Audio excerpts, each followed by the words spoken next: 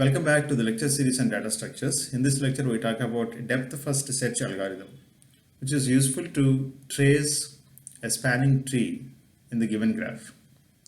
When it comes to the definition of a spanning tree, given a graph G is equal to V comma E, if you can find a subgraph which consists of all the vertices of the graph and is connected and there are no cycles, such a tree is called a spanning tree.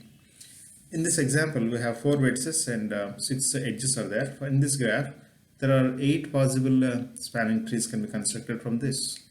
So several spanning trees may exist.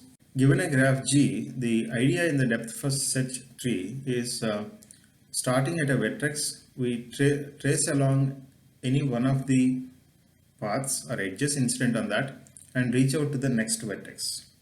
So at the second vertex also, again, of the possible edges, we trace along one of the edges and reach out another vertex. So we continue this process until we trace to the last vertex of that sequence. Once that no further vertex is found, we track back. That is called backtracking. We come back and keep on adding the edges into the tree as long as untraced vertices are there and adding of an edge do not create a cycle. So at every stage we have to check two things: whether we have traced all the vertices or not, number one. Number two, whether there are any cycles coming in terms of adding the edges. So as long as cycles are not present, we can keep on adding the edges until the vertices are exhausted. So here we start with a vertex A. There are two possibilities here. We can trace to either B or C. If we choose to trace along B, come to B. Then at B, I have only one choice. Already AB is traced, so trace BD. At D, again, I have two choices. Either I can go to C or E. So if I trace along DC, again, at every stage, I need to check whether adding of the edges do not create a cycle. So AB, BD, and DC is not creating any cycle. At C, again, I have two choices. One is already added, so another choice is E.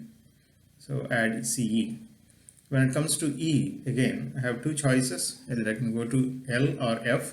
So here if I choose to go to F, add EF. At F, I choose H, FH.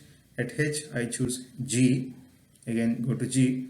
At G, I have now choices. I can go to E, but adding of EG is going to create a cycle. So I cannot add that. And so in that case, there are no further edges to be added and we cannot move forward. So then in that case, go to the parent of G, that is H. Go back to the parent of G, H. At H, I have still untraced vertices are there and untraced edges are there. So I trace along HI. Again, at I, there are no edges to be added and no vertices to be traced at I. So come back to the parent again, H. At H, again I have J, I can add J. At J, no further movement. Come back to parent of J, H. At H again, another vertex is there, K. Reach out to K. Again at K, there are no vertices to be added further. So go back to the parent of K, H. At H again, there are no further edges to be added. All the possible edges are added at H. Then go back to the parent. Right? F. When it comes to F again, there are no further vertices to be added there because already are added. Go back to the parent E. Now at E, L is a vertex which is not yet traced. So trace along EL. At L, there are no further edges. Come back to the parent E. Again at E, no further edges now left or no vertices left. Go back to the parent of E, C. Again, no further edges can be added. Go back to the parent of C, D.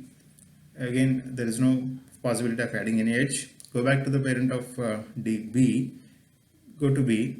Again at B, no further edges. Again, go back to the parent of B, A. So once you reach out to the last vertex where you have started in the backtracking, the algorithm starts. When it comes to the algorithm of depth first search, we take input as G comma V. V is a starting vertex and G is a graph. We initialize two data structures. One is a stack and another is an array. Stack to keep track of the vertices we have visited, and the array to keep track of visited status for the vertex. Then for each vertex u, set visited status as 0 initially, and we push the starting vertex v, push s comma v. While s is non-empty, until the stack is empty, we keep on doing this routinely until in the while loop. That first we pop out the topmost element in the stack u, then set the visited status of the vertex u as 1, and for each unvisited vertex which is adjacent to u, collect all such vertices and push them into the stack. So we keep on doing this in the while loop until the stack becomes empty. Now when it comes to the implementation part of that, or tracing part of that, we take a graph A, B, C, D, E, F consisting of 6 vertices, initialize the stack, empty stack, and initialize an array with all the locations of elements as zeros. Then first we push V into the stack, or the starting vertex A into the stack, and that being the starting vertex, when we pop out A, set the visited status of A as 1 in the array and push the vertices that are adjacent to A, B comma C into the stack. Now here the order in which we push the vertices B comma C into the stack matters. If we push B first and then C next, the tracing will change. If I push C first and B next, the tracing will change. So in particular, if the nothing speciality is there, we can push in any order. Otherwise, we can follow the lexicographical ordering among the vertices here. So we can first push B and then C into the stack. Now the topmost element is C, pop out C in the while loop. S is non-empty, so pop out D, set the location, C, and set the visited status of C as 1, and add the vertices which are adjacent to C into the stack. E comma D are the vertices adjacent to that, and push D comma E into the stack.